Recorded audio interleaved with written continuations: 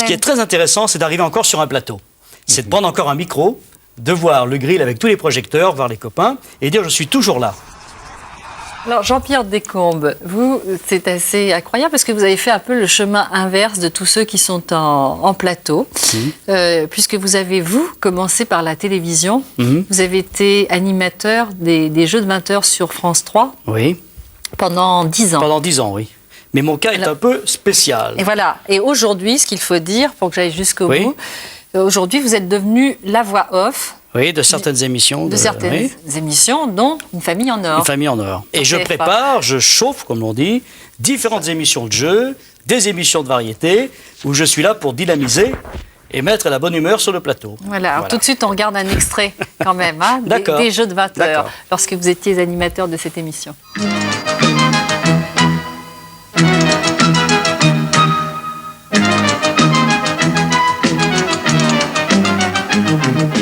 Voilà, eh bien bonsoir, bonsoir à tous nos... Oh, bravo!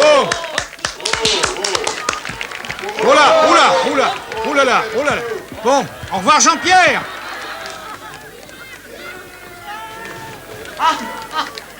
Bravo Jean-Pierre! Voilà, vous avez vu cette chute? Je sais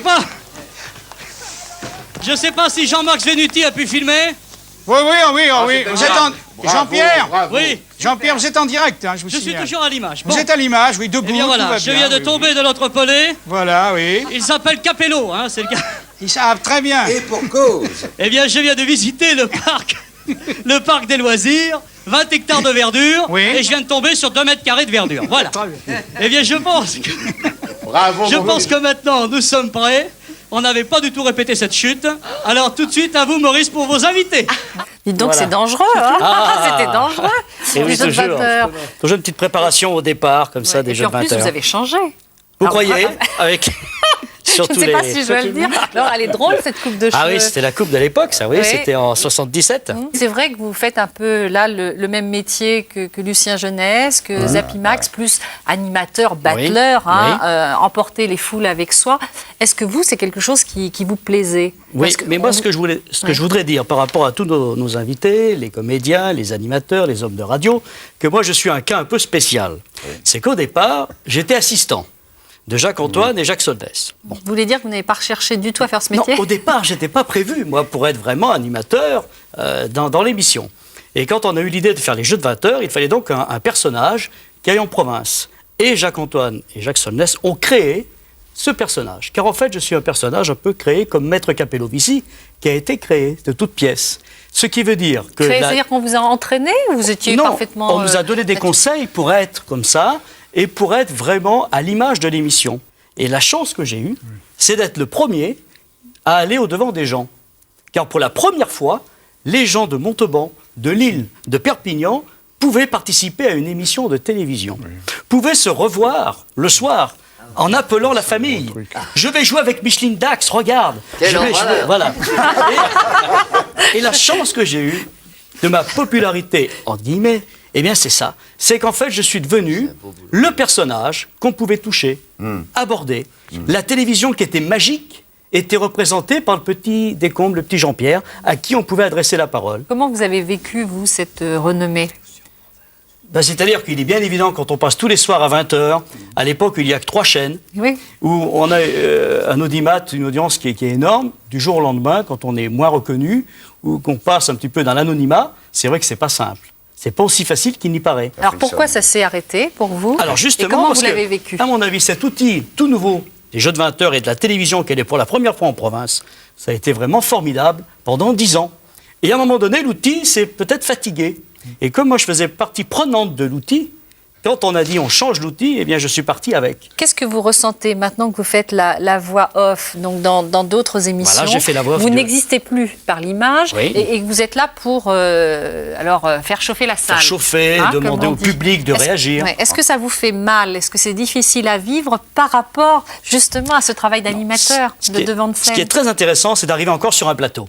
C'est de prendre encore un micro, de voir le grill avec tous les projecteurs, voir les copains, et dire je suis toujours là. Et si vous voulez, lorsqu'il y a des invités, des comédiens, des chanteurs, que j'ai présentés il y a quelques années, alors eux, ils sont là, alors parfois, les premiers temps, ils étaient un peu gênés.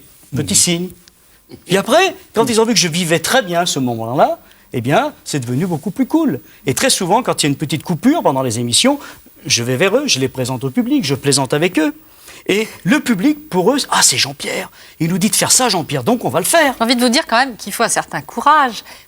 Est-ce que c'est du courage ou vous ne pouviez pas faire autrement? Ce sont vos tripes qui parlent. Parce que rester dans le même endroit, passer de l'autre côté de la scène, je sais pas, moi je me dis peut-être je serais allée faire autre chose. Oui. J'aurais au contraire mis tout ça, j'aurais mis de l'espace, je serais partie. En fait, ce qu'il faut savoir, pourquoi vous êtes resté? Pourquoi je suis resté? C'est toujours pour être dans le coup avec la télévision, être sur les plateaux et ne pas être la personne aigrie, complètement détachée, le has-been total, qui dit la télé, j'ai dû rater quelque chose, je suis plus de la télévision. Moi, quand on me parle maintenant, je suis toujours à la télévision. Et combien de fois il y a des gens qui me disent, alors c'est quelle émission en ce moment? Mais je fais facile à chanter. Ah bon, mais on vous voit pas. Mais je suis derrière, mon gars. Ah, mais vous êtes toujours là alors. Et je fais les amours, et je fais les bons génies, et je fais la famille en or, et je fais les émissions de Glem. Vous voyez, avec Foucault, avec Julien Courbet. Comment vous l'avez acquise, cette maîtrise comme ça, du public et de l'instant? Je pense que ce qui doit se passer, c'est qu'auprès des gens, vu la petite taille du personnage, vu le côté province, près des gens, toujours près d'eux, à leur donner le micro, être à côté, ils m'appellent par mon prénom. Par exemple, quand je suis à la SFP, il y a des stars qui viennent tourner, Jean-Paul Belmondo, des gens même comme Prébois, ils n'osent pas aller le voir vraiment. Ils viennent me demander à moi, Jean-Pierre, est-ce qu'on peut les demander un autographe? Est-ce qu'on peut aller voir telle personne? Est-ce qu'on peut les faire telle chose? Parce que pour eux, je suis le passeport. Je suis entre l'outil qui, pour eux, ils ne connaissent pas, qui est cette télévision, qui est un peu miracle pour eux, quelque chose de très très compliqué, et le garçon que je suis, qui peuvent venir aborder.